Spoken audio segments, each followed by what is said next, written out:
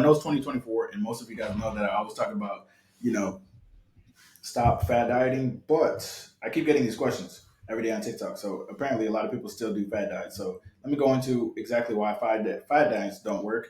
And the first thing I want to say is fad diets are called crash diets for a reason.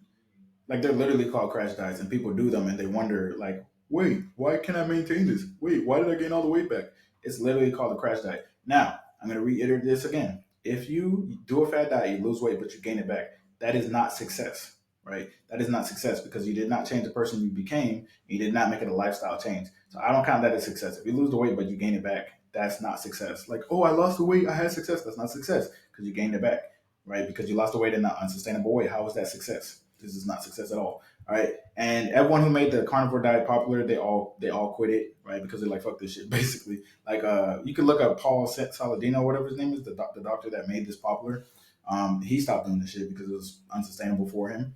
So I don't know why people don't understand eat high protein in a calorie deficit and you'll be fine, but they like to do this fad diets because they're packaged as like, something different. All right, so the problem with fat diets is it is in tune with the instant gratification mindset. Now you got two sides of the coin. You got positive and you got negative, right? You have instant gratification versus delayed gratification. The quote that I love about instant gratification is don't give up what you want most for what you want now. Don't give up the physique that you want most for, the cookie that you want now. All right. So the fat diet mindset is going to prioritize weight loss, not fat loss, and just quick, unsustainable results like, those 15-day gut cleanses, the 14-day water fast, Ozempic and starve yourself, just dumb shit like that, right? It promotes you to eat like shit until you have an event coming up, like a wedding or a cruise or a birthday dinner or something like that. And then as soon as that event comes up, you starve yourself. And then once the event comes, you're so hungry you binge and you're right back where you started or worse, right? And that's just the wrong mindset to have when it comes to nutrition in general, right? Nutrition is not a diet. It is something that you do long term and it is something that's good for your health. It's literally what's going to prevent you from having type 2 diabetes, what's going to prevent you from having high cholesterol, high blood pressure for the most part. I know there's genetic conditions where people are more susceptible to, hypertension and high cholesterol, but that is the minority, not close to my majority. Okay. All right. The marriage analogy. This is my favorite, guys. So listen up. Just imagine. This is how I want you to think about dieting, by the way. Just imagine you married a woman you hated and you didn't find her attractive at all, right? You couldn't stand her. Obviously you're going to constantly be thinking of divorcing her as soon as you marry her, right? And then eventually you're going to divorce her. That's how it is when you like carbs and you do keto, or you love meat, no diddy, and you go vegan. It doesn't make any sense. I've literally had clients and I'm like, if you ate meat, this is chicks, so this is like not no diddy ish, but anyway, I've had chicks who were like, I want to be vegan. I want to be vegan. I'm like, why do you want to be vegan? Like, it's healthier. I was like, listen, this is your decision. It's not healthier. You're going to have deficiencies. So she would eat vegan for a little bit. This is years and years ago, right? She would eat vegan for a little bit and then she would have a quote unquote cheat day in her mind and she would eat like Chick-fil-A. I'm like, bro, just incorporate chicken in your diet. But she didn't want to. Very irrational. But anyways, she don't want to incorporate meat in her diet. And every time she cheated, she would eat, quote unquote cheated, she would eat like Chick-fil-A or something. I'm like, if you had chicken in your diet and you had like some air fried popcorn chicken or something like that, I mean, I know that's not the healthiest, but if you had that and you fit into your macros, then you would literally be at your goals. But you keep flip flopping because one day you want to be vegan, the next day you don't. Like, because you're thinking about it the wrong way, right? You're thinking that if you're not vegan, you're unhealthy. When in reality, that's not true. If you're vegan, you're probably more unhealthy because you don't have vitamin B and iron and shit like that. But anyways, yeah, that's the analogy, guys. So don't you know marry a diet that you don't love. All right, if you don't like keto, if you're Haitian like me, or you're Caribbean like me, you eat a lot of rice, you eat a lot of carbs, why would you try to go keto? You can't go from 400 grams of carbs to 0 grams of carbs and expect to sustain it. It just doesn't make any sense. All right. A lot of people don't realize what's required to lose weight. It's very basic, like I said, calorie deficit, workout.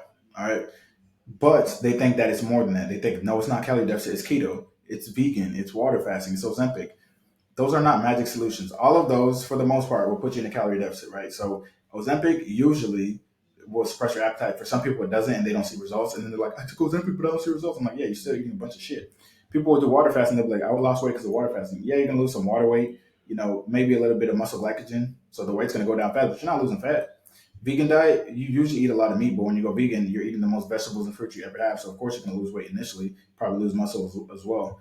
Keto, if you cut out carbs, most people eat majority carbs. So when you cut out the carbs, obviously you're going to be in a deficit, right? So what is the similarity between the success in any of these or temporary success for these? Is going to be the calorie deficit, right? It's like it's crazy. It's crazy. All right. When when you don't follow one of these diets, like when you don't follow vegan or keto, or you're not water fasting, you eat like a fucking untamed animal, and then you follow these diets, and you're like, oh wow, it's making me lose weight. If you go from eating McDonald's, Taco Bell, and pizza, and drinking liquor and margaritas to the vegan diet, obviously you're gonna lose weight because you're gonna go from a calorie surplus to calorie deficit. It's basic shit. It's basic math, guys. Jesus. And bottom line, guys, all these diets are unsustainable. Many people who do keto or carnivore feel restricted and they quit and then they binge. And like I said, a diet is not successful if you're not still doing it because nutrition is a lifestyle change. So if you did something for a month or 6 months or a year or 2 years, but you didn't sustain it, that is not success, all right, because you didn't sustain it. And another thing people don't realize is that a lot of people who are gaining weight actively or maintaining a lot of belly fat are eating a shitload of carbs. So I don't understand why a lot of people try to go from a shitload of carbs to almost no carbs. It's just not going to work and it's not necessary either. All right. Like I said, for the average person, a lot of these diets are overkill. Like if you just went from eating these burgers and hot dogs and soda, if you cut out the soda for diet soda and water, if you cut out, the hot dogs, and you cut out, the burgers, made your own burgers at home with 93.7 beef, 93.7 turkey, using turkey burgers, you would literally be losing fat just off of that. All right. You literally just be losing fat off of that. Every day when I go live on TikTok, there's someone who's between the weight of 250 to like 350. And they're about my height, 6'1", right? So I'm like, dude, if you're 6'1", 350, I know you're eating literally like 3,500 calories plus a day on average. So if you just cut back down, like, and they're like, dude, should I eat 1,200 calories? I'm like, bro, if you cut down to 3,000 healthy calories, you will literally lose fat because you're eating 3,500 to 4,000 of Pop Tarts, candy, and bullshit and soda. So if you cut down the sugar and you go down to 3,000 calories, you're gonna lose fat and build muscle. So yeah, like I said, instead of going from 3,200 calories a day to like 2,000 calories, and zero carbs, just drop down to 2,700 or 3,000 of healthier foods. It's not that deep, guys. I don't know why people try to go from one extreme to the other and then they're like, oh my god, it's not sustainable. Obviously.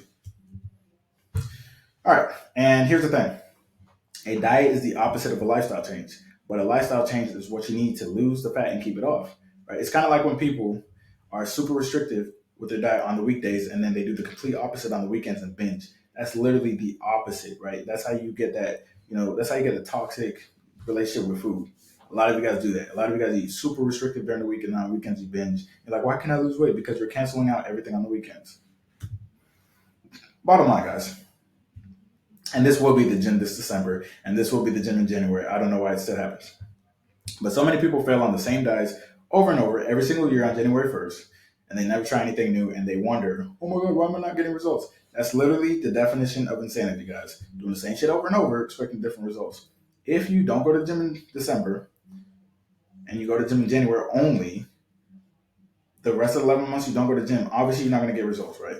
If you have gone to the gym every year, the first 14 days of the year, and then you burned out every year, it is not the fact that you just are not meant for the gym. It's that you're approaching it wrong. All right. You got to try a different approach, a more sustainable approach, looking at it long term. Looking at it long term starts in the mind, right? It starts with your mindset, which is what's going to make it sustainable. Because once you realize that this is a long term journey and the time is going to pass regardless, so you might as well be at your goals, you're going to realize, like, hey, instead of doing 14 days straight, 2 days, let me pace myself and do 4 days a week. You feel me? Because if you average it out, most people, if I go by just how many times they scanned in, because when I worked at the gym, I could see how many times people scanned in. Most people scanned in like, 15 times in January, and then on average, 5 times the rest of the year. So that's 20 times. So if you went to the gym even 4 times a month for the whole year, you would go to the gym more than you usually do, which is crazy. All right, guys. So that's the video. Like, comment, subscribe.